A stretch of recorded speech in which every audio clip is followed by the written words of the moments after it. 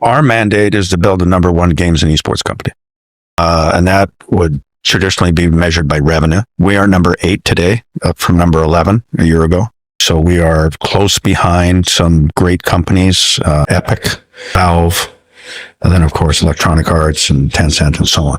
So we are on a mission to get to number 1. It is doable, and it will be achieved.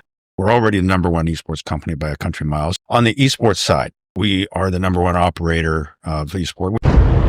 Ako na magpasalamat sa girlfriend ko, sa family ko, sa mga fans na sumuporta sa amin. Thanks to his girlfriend, thanks to his family, thanks to the supporters. Yo! What's your take on the rumor that Savvy Games might acquire Moonton? How do you think this could affect MLBB's updates and esports scene? Overall, would this be a good move for the game or not?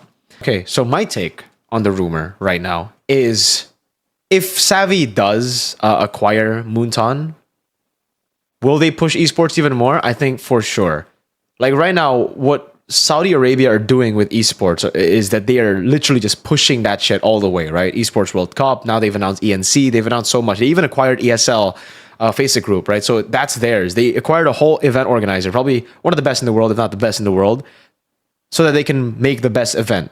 So if you're asking me how it would look for MLBB, it depends on how they view it. If their direction will be, all right, MLBB will be a Saudi exclusive thing. So we're going to have events just in Saudi, just like an for EWC and ENC, right? I don't know about that. I don't know if it will grow all that much, right?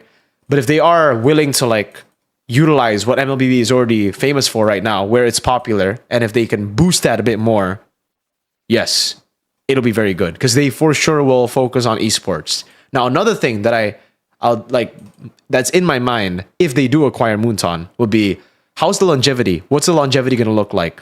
Because if it's Bytedance, I mean, it's Bytedance. You know, they know how to structure the company and they have good money flow and all that. Savvy Games, we have heard from, I don't know if it's rumors or articles. I think it's articles that right now the esports industry for them, the way they're pushing Esports World Cup, their PIF, their foundation, their financial foundation is struggling, right? They're thinking about pulling out of a few things, I think, like from the article. I forgot exactly what the article said, but it was talking about just how the esports scene for them hasn't been going as planned. You know, it hasn't gone to the expected, they haven't been able to reach those expected results. So will they continue to fund the way that they've been doing the last 2 years is the question. So later on, that's going to be the big question for MLBB as well. If it does get acquired by Savvy Games, will they be able to continuously drop big ass events for MLBB